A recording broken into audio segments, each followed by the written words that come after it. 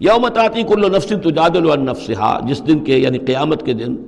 ہر جان آئے گی اپنی طرف سے مدافعت کرتے ہوئے۔ ظاہر بات ہے کہ ہر جان چاہے گی کہ میری جان چھوٹے، مجھے بچایا جائے، جہنم سے بچایا جائے، جو بھی عذر پیش کر سکتی ہو وہ پیش کرے گی۔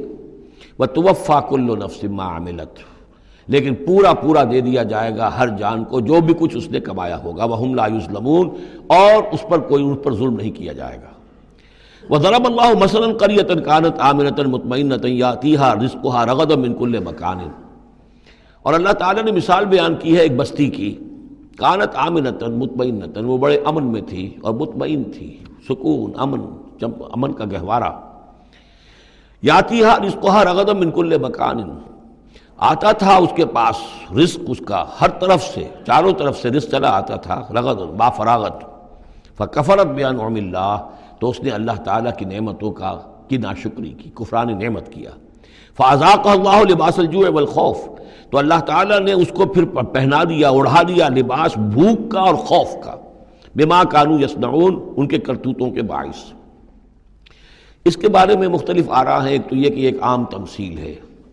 ایک یہ کہ اس سے مراد جو ہے سبا کی قوم، جس کا ذکر ہم پڑھیں گے آگے چل کر سورہ سبا کے اندر، اس کا تذکرہ ہے۔ ایک رائے یہ کہ یہ مکے کا ذکر ہو رہا ہے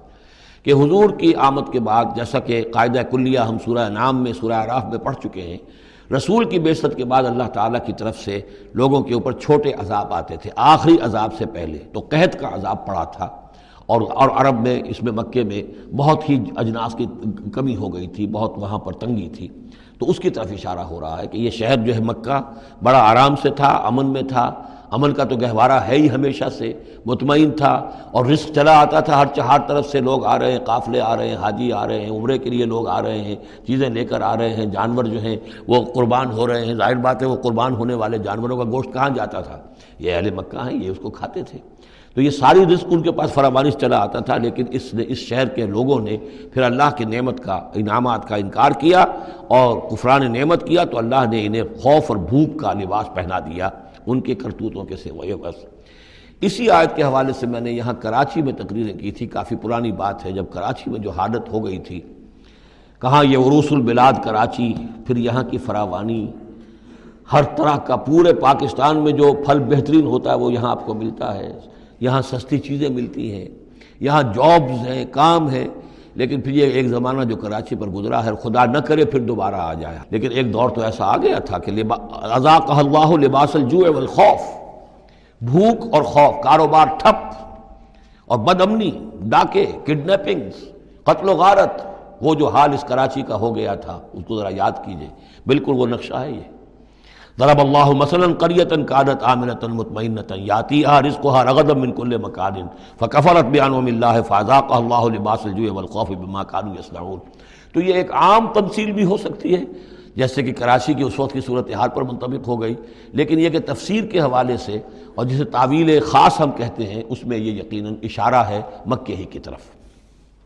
وَلَقَدْ جَاءَهُمْ رَسُولٌ مِّنْهُمْ فَكَذَّبُوهُ، ان کے پاس ان کے رسول آئے، انہوں نے جھٹلا دیا ان کو، فَأَخَذَهُمُ الْعَذَابُ وَهُمْ ظَالِمُونَ، تو عذاب نے انہیں آ پکڑا اور وہ ظالم تھے، گناہگار تھے۔ فَكُلُوا مِمَّا رَزَقَكُمُ اللَّهُ حَلَالًا طَيِّبًا، تو اے مسلمانوں کھایا کرو جو بھی اللہ نے تمہیں رزق دیا ہے، اس میں سے جو حلال ہے اور جو پاک ہے کھایا کرو۔ وَاشْكُرُوا نعمت اللہ، پھر نعمت کے لفظ کو نوٹ کیجئے، یہ جو نعمت کے ذریعے سے، اللہ کی نعمتوں کے حوالے سے یہ صورت جو ہے ان کا تذکرہ، مختلف انواع و اقسام کی نعمتیں، مختلف جو دائرے ہیں زندگی کے، ان کے حوالے سے۔ وَاشْكُرُوا نعمت اللہ ان کنتم ایاہ تعبدون، اور اللہ کی نعمت کا شکر کرو اگر تم واقعتاً اسی کی بندگی کرتے ہو۔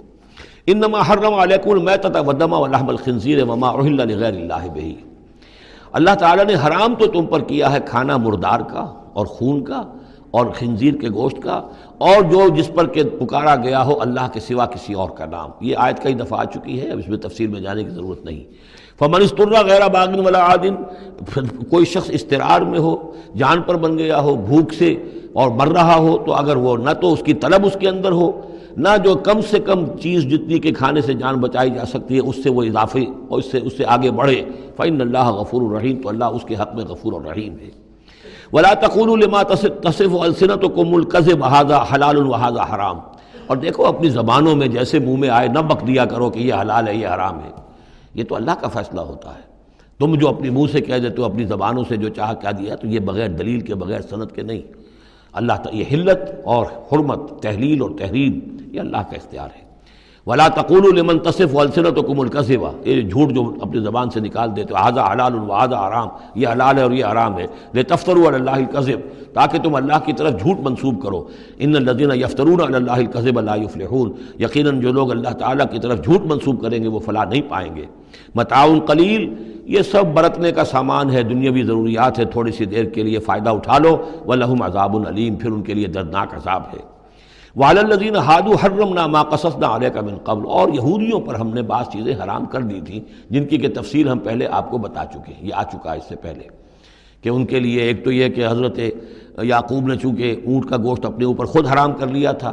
تو وہ معاملہ چلتا رہا۔ اس کے علاوہ بھی یہ ہے کہ جو چربی ان پر حرام کی گئی تھی مختلف چیزوں حیوانات کی۔ وَعَلَى الَّذِينَ هَادُوا حَرَّمْنَا مَا قَصَصْنَا عَلَيْكَ مِن قَبْلُ وَمَا ظَلَمْنَاهُمْ، اور ہم نے ان پر کوئی ظلم نہیں کیا، اور ہم نے ان پر کوئی ظلم نہیں کیا، وَلَٰكِن كَانُوا أَنفُسَهُمْ يَظْلِمُونَ، بلکہ یہ ظلم انہوں نے خود اپنے اوپر ڈھائے۔ ثُمَّ إِنَّ رَبَّكَ لِلَّذِينَ عَمِلُوا السُّوءَ بِجَهَالَةٍ، پھر آپ کا رب ان لوگوں کے حق میں کہ جو کہیں غلطی سے، جہالت سے، نادانی سے، جذبات کی رو میں بہہ کر کوئی برا کام کر بیٹھے، ثُمَّ تَابُوا مِن بَعْدِ ذَلِكَ وَأَصْلَحُوا، پھر وہ توبہ کرے اور وہ اصلاح کر لیں، اس غلط کام کو چھوڑ دیں، حرام خوری سے باز آ جائیں، غلط کام جو ہے تج دیں ان کو۔ ان ربک من بعدہا، اگر وہ یہ شرطیں پوری کر دیں تو پھر آپ کا رب اس کے حق میں بھی، ان کے حق میں بھی غفور اور رحیم ہے۔